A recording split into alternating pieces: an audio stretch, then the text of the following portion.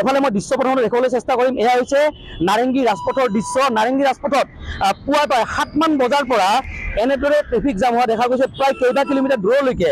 যদি মই কওঁ সেইফালে পাথৰগুৰি পাৰ হৈ গৈছে, আৰু আনফালে যদি কওঁ প্ৰায় নুনমাটিলৈকে দুটা পথে ট্ৰেফিক জাম হৈছে। কিয়নো আৰু ক'ব লাগিব যে এটা ঠিকাদাৰী প্ৰতিষ্ঠানে তেওঁলোকৰ নিজৰ কাম যি নেকি তেওঁলোকে সুব্যৱস্থা ৰাখি কিনে কৰিব লাগে, তেওঁলোকৰ পাইপ ফুটাৰ কাম কৰিব লাগে, কিন্তু সেই কাম তেওঁলোকে দিনৰ ভাগত কৰিছে। যিসমূহ স্কুললৈকে অহা যোৱা কৰা ছাত্ৰ ছাত্ৰী আছে, বাহনসমূহ আছে বা যিসকল লোক আছে তেওঁলোকে দুৰ্ভোগ ভুগিবলগীয়া হৈছে। মই কৈছোঁৱেই ৰাতিপুৱা 7 বজাৰ পৰা, কিন্তু এতিয়া প্ৰায় 10 বাজিবৰ হ'ল, এতিয়ালৈকে তেওঁলোকৰ কাম চলি আছে, তেওঁলোকে কোনো ধৰণৰ সুব্যৱস্থা কৰা নাই। যাৰ কাৰণে নেকি এই পথটোৰে অহা যোৱা কৰা লোকসকলে দুৰ্ভোগত ভুগিবলগীয়া হৈছে।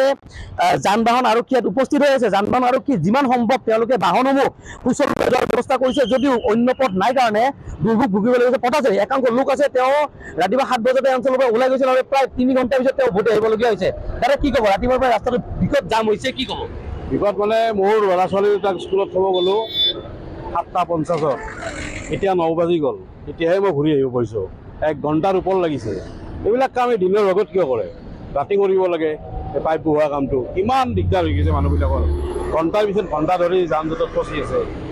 বহুতখিনি সমস্যা হৈ পৰে আমাৰ কাৰণে, কাৰণ সময়টো আমি মিলাব নোৱাৰোঁতো এনেকৈ, আৰু স্কুলতো দেৰি হৈ গৈছে আজি বাচ্ছাৰ আমাৰ। বৰ সমস্যা আৰু এইটো বিষয়টো। হয়, নিশ্চয় ইয়াতে এটা কথা উল্লেখ কৰিব লাগিব যে পূৰ্বতেও এনেকুৱা ধৰণৰ গাঁতৰ কাৰণে, এনেকুৱা ধৰণৰ অব্যৱস্থিত গাঁতৰ কাৰণে কিন্তু কেইবাটাও দুৰ্ঘটনা সংঘটিত হৈছে, কেইবাজনো লোকো মৃত্যুমুখত পৰিবলগীয়া হৈছে।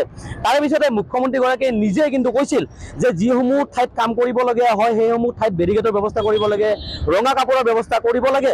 কিন্তু যদি মই দৃশ্যসমূহ দেখুৱাওঁ, তেওঁলোকে কোনো ধৰণৰ বেৰিকেডৰ ব্যৱস্থা কৰা নাই, কোনো লাল কাপোৰ বা কোনো ধৰণৰ বাঁহৰ ব্যৱস্থা কৰা নাই। তেওঁলোকে এনেদৰে মুক্তভাৱে তেওঁলোকে এনেদৰে নিজৰ কাম কৰি গৈছে। কিন্তু ক'ব লাগিব যে বিভাগীয় কৰ্তৃপক্ষৰ এটা দায়িত্ব আছিল, যিসমূহ বিভাগে এওঁলোকক এই যি ব্যক্তিগত প্ৰতিষ্ঠানটোক এই কাম কৰিবলৈ দিয়া আছে তেওঁলোকে চোৱা চিতাৰ দায়িত্ব আছিল।